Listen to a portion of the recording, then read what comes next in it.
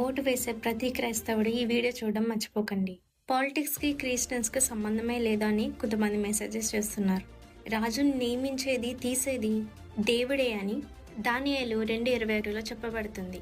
గవర్నమెంట్‌ని స్థాపించేది, అధికారం ఇచ్చేది దేవుడే అని రోమన్స్ 13:1లో చెప్పబడుతుంది. ఇశ్రాయేలీయులకి లీడర్‌గా దేవుడే స్వయంగా మోషేని పిలిచారు.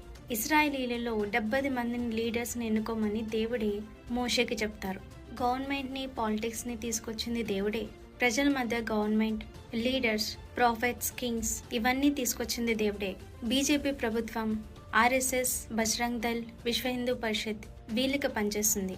వాళ్ళ నాయకులందరూ వీళ్ళలో ఉన్నవారే. ఓటు వేసే ముందు 10 సంవత్సరాల నుంచి క్రైస్తవులకి జరుగుతున్న అరాచకాలను గుర్తు చేసుకుని మన క్రైస్తవ ఆడవాళ్ళని నగ్నంగా రోడ్డు మీద నడిపించడమే కానీ, తలని ఊరేగించడం కానీ, మారణ హోమాలని గుర్తు చేసుకుని ఓటు